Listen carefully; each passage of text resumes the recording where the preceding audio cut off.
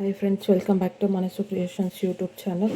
ನೋಡಿ, ಇವತ್ತು ಹುಣಸೆ ಹಣ್ಣು ನೆನೆಸಿಟ್ಟಿದ್ದೇನೆ. ಸೊ ಅದರಿಂದ ಎಲ್ಲ ಕಿವುಚ್ಬಿಟ್ಟು ರಸ ತೆಕ್ಕೊಳ್ಳೋಣ. ಸೊ ಇದು ಏನು ಮಾಡ್ತಾಯಿದ್ದೇನೆ ಅಂದರೆ, ಹುಣಸೆ ಗೊಜ್ಜಿನ ಚಿತ್ರಾನ್ನ ಮಾಡ್ತಾಯಿದ್ದೀನಿ. ತುಂಬ ಚೆನ್ನಾಗಿರುತ್ತೆ. ಲಂಚ್ ಬಾಕ್ಸಿಗೆ, ಬ್ರೇಕ್ಫಾಸ್ಟ್ಗೆಲ್ಲ ತುಂಬ ಚೆನ್ನಾಗಿರುತ್ತೆ ಇದು.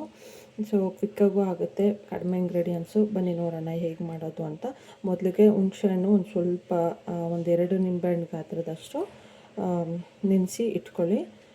ಸೊ ಮತ್ತು ಜೀರಿಗೆ ಮತ್ತು ಮೆಂತ್ಯ ಎರಡೂ ಪುಡಿ ಮಾಡ್ಕೊಳ್ಳೋಣ. ಸೊ ಅದನ್ನ ಸ್ವಲ್ಪ ಫ್ರೈ ಮಾಡಬೇಕು. ಬನ್ನಿ ನೋಡಿ, 2 ಸ್ಪೂನ್ ಜೀರಿಗೆ ಹಾಕೊಳ್ಳೋಣ. ಇದಕ್ಕೆ ಮೇನ್ ಇಂಗ್ರೀಡಿಯೆಂಟ್ಸೇ ಜೀರಿಗೆ ಮತ್ತು ಮೆಂತ್ಯ. ಸೊ ನಾನು 2 ಸ್ಪೂನ್ ಹಾಕೋತಾ ಇದ್ದೀನಿ, ಮತ್ತು ಮೆಂತ್ಯ ಒಂದು 1/2 ಸ್ಪೂನ್ ಹಾಕೋತಾ ಇದ್ದೀನಿ. ಸೊ ಹೆಲ್ತಿಗೆ ಜೀರಿಗೆ ಮೆಂತ್ಯ ತುಂಬ ಒಳ್ಳೆಯದು. ಸೊ ನಿಂಬೆಹಣ್ಣು ಚಿತ್ರಕ್ಕಿಂತ ಸ್ವಲ್ಪ ಇದು ಡಿಫ್ರೆಂಟಾಗಿರುತ್ತೆ. ಜೀರಿಗೆ ಮತ್ತು ಮೆಂತ್ಯ ಎರಡೂ ಸ್ವಲ್ಪ ಲೈಟಾಗಿ ಫ್ರೈ ಮಾಡ್ಕೊಳ್ಳಿ. ಫ್ರೈ ಮಾಡಿಕೊಂಡು ಅದನ್ನು ಪುಡಿ ಮಾಡ್ಕೊಳ್ಳೋಣ.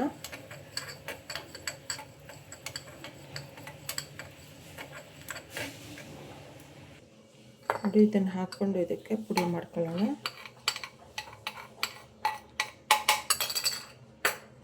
ಪುಡಿ ಮಾಡಿ ರೆಡಿ ಮಾಡಿ ಇಟ್ಕೊಳ್ಳಿ. ನೋಡಿ, ಈಗ ಎಣ್ಣೆ ಕಾದಿದೆ. ಇದಕ್ಕೆ ಮೊದಲಿಗೆ ಕಡಲೆ ಬೀಜ ತೆಗೆದಿಟ್ಕೊಬಿಡೋಣ.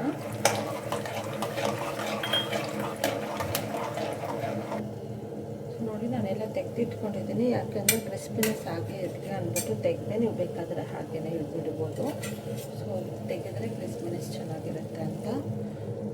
ಈಗ ಸಾಸಿವೆ ಹಾಕೊಳ್ಳೋಣ.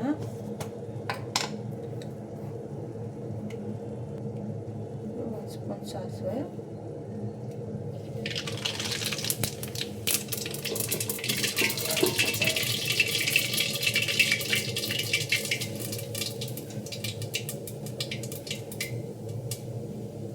ಹಸಿಮೆಣಸಿನ್ಕಾಯಿ ಒಂದು 10 ಹಾಕ್ಕೊಂಡಿದ್ದೀನಿ.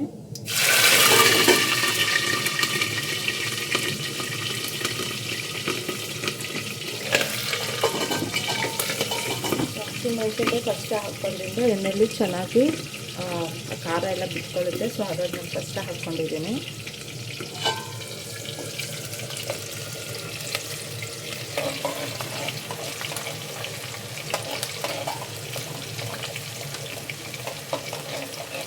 ಮತ್ತು ಕಡಲೆಬೇಳೆ, ಉದ್ದಿನಬೇಳೆ,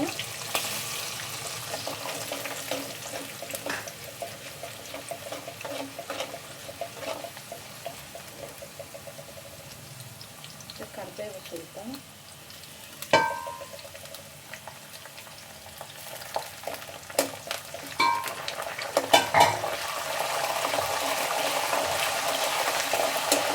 ಕಡಲೆಬೇಳೆಲ್ಲ ಸ್ವಲ್ಪ ಬ್ರೌನ್ ಕಲರ್ ಆಗೋವರೆಗೂ ಸ್ವಲ್ಪ ಫ್ರೈ ಮಾಡ್ಕೊಳ್ಳಿ. ಲೋ ಫ್ಲೇಮಲ್ಲಿ ಇಟ್ಕೊಳ್ಳಿ ಈ ಥರ ಒಗ್ಗರಣೆ ಮಾಡುವಾಗ, ಇಲ್ಲಾಂದರೆ ಸೀದೋಗ್ಬಿಡುತ್ತೆ.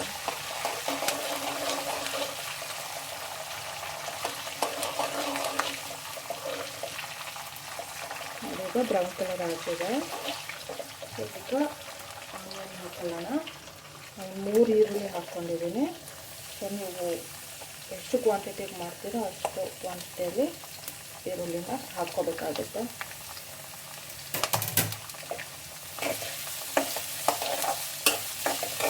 ಚೆನ್ನಾಗಿ ಗೋಲ್ಡನ್ ಬ್ರೌನ್ ಬರೋವರೆಗೂ ಫ್ರೈ ಮಾಡ್ಕೊಳ್ಳಿ.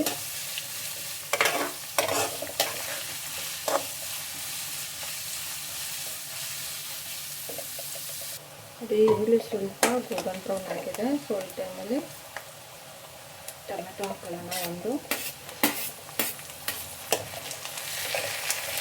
ಟೊಮೆಟೊ ಚೆನ್ನಾಗಿ ಸಾಫ್ಟ್ ಆಗೋವರೆಗೂ ಫ್ರೈ ಮಾಡ್ಕೊಳ್ಳಿ. ಹಾಗೆ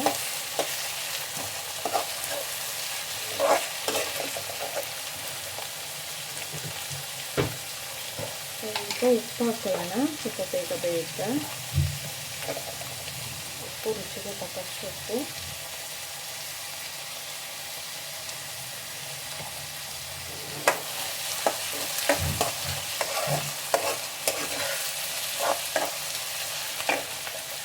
ನೋಡಿ ಟೊಮೊಟೊ ಎಲ್ಲ ಸ್ಮ್ಯಾಶ್ ಆಗಿದೆ. ಸೊ ಈಗ ಸ್ವಲ್ಪ 1 ಸ್ಪೂನ್ ಅರಿಶಿನ ಹಾಕೊಳ್ಳೋಣ.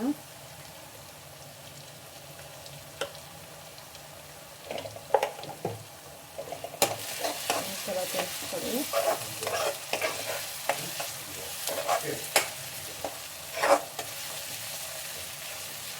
ಸೊ ಇದೇನು ಹುಣಸೆಹಣ್ಣು ರಸ ರುಚಿ ಇಟ್ಕೊಂಡಿದ್ವಲ್ಲ, ಸೊ ಅದನ್ನು ಹಾಕ್ಕೊಳ್ಳೋಣ. ಹಾಕ್ಕೊಂಡು ಹಸಿ ಸ್ಮೆಲ್ಲೆಲ್ಲ ಹೋಗೋವರೆಗೂ ಸ್ವಲ್ಪ ಹೈ ಫ್ಲೇಮಲ್ಲಿ ಕುದಿಸ್ಕೊಳ್ಳಿ.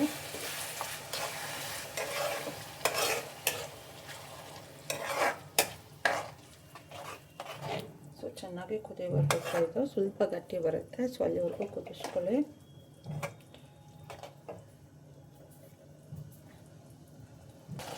ಈಗ ಹುಣಸೆಹಣ್ಣು ರಸ ಸ್ಮೆಲ್ಲೆಲ್ಲ ಹೋಗಿದೆ, ಎಣ್ಣೆ ಬಿಟ್ಕೊತಾ. ಸೊ ಈ ಟೈಮಲ್ಲಿ ಇನ್ನು ಪುಡಿ ಮಾಡಿ ಇಟ್ಕೊಂಡಿದ್ವಲ್ಲ ಜೀರಿಗೆ ಮತ್ತು ಮೆಂತೆ, ಸೊ ಅದೇ ಮೇನ್ ಇಂಪಾರ್ಟೆಂಟು. ಸ್ವಲ್ಪ ಸಿಮ್ಮಲ್ಲಿ ಕೊಟ್ಕೊಂಡು ಒಂದ್ಸಲ ಫ್ರೈ ಮಾಡ್ಕೊಳ್ಳಿ.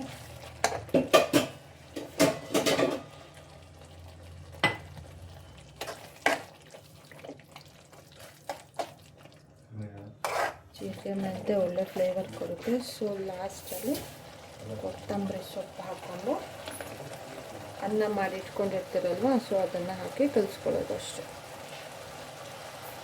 ಸೊ ಒಂದ್ಸಲ ಟ್ರೈ ಮಾಡಿ ಹೇಗಿತ್ತು ಅಂತ. ಲಂಚ್ ಬಾಕ್ಸಿಗೆ ಮತ್ತು ಟಿಫನ್ಗೆಲ್ಲ ತುಂಬ ಚೆನ್ನಾಗಿರುತ್ತೆ ರೆಸಿಪಿ. ಸೊ ಒಂದ್ಸಲ ಟ್ರೈ ಮಾಡಿ ಹೇಗಿತ್ತು ಅಂತ ಹೇಳಿ. ಸಬ್ಸ್ಕ್ರೈಬ್ ಮಾಡ್ಕೊಳ್ಳಿ, ಶೇರ್ ಮಾಡಿ, ಲೈಕ್ ಮಾಡಿ. Thank you for watching friends. ನಮಗೆ ಈಗ ಗೊಜ್ಜಿಗೆ ಇದೇನು ಫ್ರೈ ಮಾಡಿ ಇಟ್ಕೊಂಡಿದ್ವಲ್ಲ ಕಡಲೆ ಬೀಜ, ಅದನ್ನು ಹಾಕ್ಕೊಂಡು ಈ ಟೈಮಲ್ಲಿ ಹಾಕಿದ್ರೆ ಅದು ಕ್ರಿಸ್ಪಿನೆಸ್ ಹಾಗೇ ಇರುತ್ತೆ. ಸೊ ಹಾಗಾಗಿ ಇವಾಗ ಎಷ್ಟು ಅನ್ನ ಬೇಕೋ ಅಷ್ಟು ಅನ್ನಕ್ಕೆ ಹಾಕಿ ಕಲಿಸ್ಕೊಳ್ಳಿ. ನೋಡಿ, ಈಗ ನಾನು ಎಲ್ಲ ಗೊಜ್ಜಿಗೂ ಅನ್ನ ಕಲಿಸ್ತಾ ಇಲ್ಲ, ಸ್ವಲ್ಪ ಗೊಜ್ಜು ಎತ್ತಿಟ್ಕೊಂಡಿದ್ದೀನಿ. ಸೊ ನೀವು ಅದನ್ನು ಫ್ರಿಜ್ಜಲ್ಲಿ ಸ್ಟೋರ್ ಮಾಡಿಕೊಂಡು 1 ವೀಕ್ವರೆಗೂ ಮಾಡ್ಕೊಂಡು ತಿನ್ಕೋಬೋದು ಅನ್ನ ಮಾಡಿಕೊಂಡು. ಸೊ ಈಗ ಇದಕ್ಕೆ ಅನ್ನ ಹಾಕಿ ಮಿಕ್ಸ್ ಮಾಡ್ಕೊಳ್ಳೋಣ.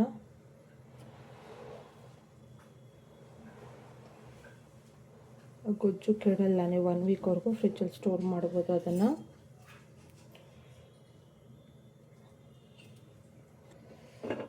ನೋಡಿ, ಹೀಗೆ ಮಿಕ್ಸ್ ಮಾಡ್ಕೊಳ್ಳಿ.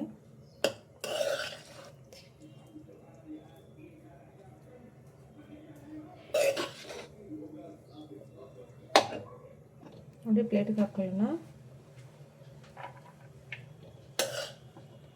ಸೊ ಲಂಚ್ ಬಾಕ್ಸ್ಗೆ, ಟಿಫನ್ ಬಾಕ್ಸ್, ಇದು ಲಂಚ್ಗೆ ಮತ್ತು ಬ್ರೇಕ್ಫಾಸ್ಟ್ಗೆಲ್ಲ ತುಂಬ ಚೆನ್ನಾಗಿರುತ್ತೆ ಈ ರೆಸಿಪಿ.